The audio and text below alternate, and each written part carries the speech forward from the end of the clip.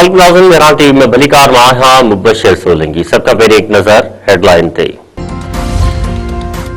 America और Iran विच में जंग बंदी खत्म थियण में बाक़ी 3 ॾींहं बचा। ॿिन्ही मुल्कनि में हलंदड़ ॻाल्हियुनि दौरान अहम अॻभराई जी उम्मीद। अमेरिकी सदर डोनाल्ड ट्रंप जी सदारत हेठ अहम इजलास।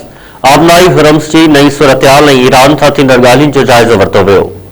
अमेरिकी सदर ट्रंप पारां फील्ड मार्शल सैयद आसिम मुनीर ऐं ईरानी अमलदारनि सां टेलीफोन ते ॻाल्हि ॿोल करण जी तस्दीक। अमेरिकी अहदेदार मूजिब ईरान सां ॻाल्हियुनि ते इतफ़ाक़ न थियो त जंग हिकु भेरो ॿीहर शुरू थी सघे थी। सिचुएशन रूम इजलास में नायब सदर जेडी वेंस, वज़ीर ख़ारजा मार्को रूबियो ऐं ॿियनि अहम शख़्सियतुनि जी शिरकत।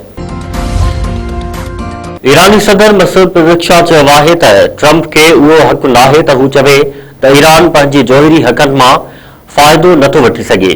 ईरान कंहिं बि मुल्क ते हमले करण जो इरादो नथो रखे। पत्थर जे दौर में मोकिलण वारा बयान दुश्मनी जा अज़म ज़ाहिर कनि था।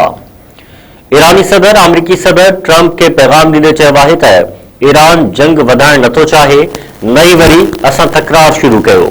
असां पंहिंजे बचाव जो कानूनी ऐं जाइज़ हक़ इस्तेमालु करे रहिया आहियूं।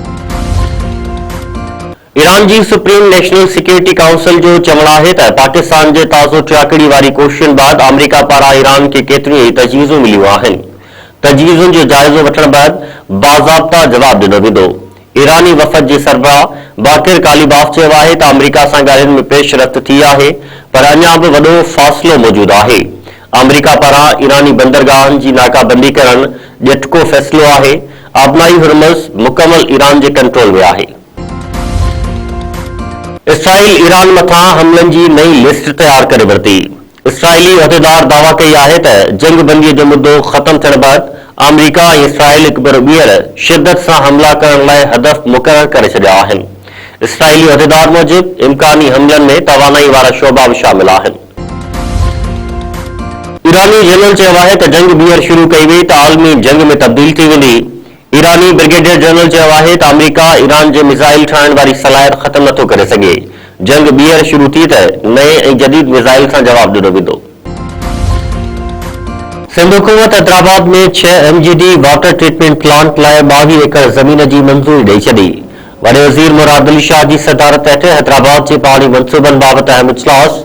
हैदराबाद में 6 MGD वाटर ट्रीटमेंट प्लांट मंसूबे ते फौरी अमल दरामद जी हिदायत। रेताबंदी जो तरक़ियाती खाते के ट्रीटमेंट प्लांट जो कम तेज़ी सां मुकमल करण जो हुकुम। मुराद अली शाह चयो आहे त असांजो मक़सद समूरनि शहरनि खे पीअण जे पाणी जी सहूलियत फराहम करणु आहे।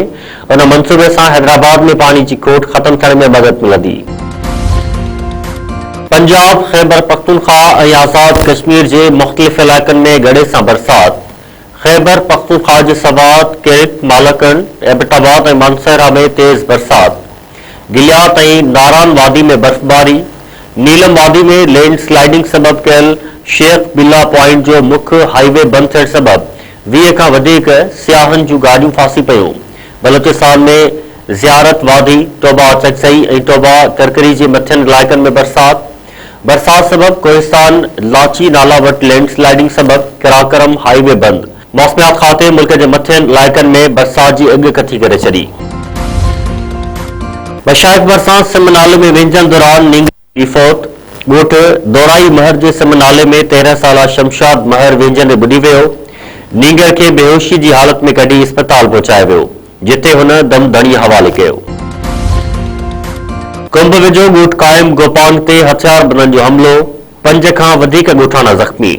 मुतासिर ॻोठ जे मर्दनि, औरतुनि ऐं ॿारनि जो हमले ख़िलाफ़ थाणे अॻियां टायरनि खे बाहियूं ॾेई धरणो। मुज़ाहिरीन पारां SSP खां नोटिस वठण ऐं ॻोठ ते हमिलो कंदड़ जवाबदारनि जी गिरफ़्तारी जो मुतालबो।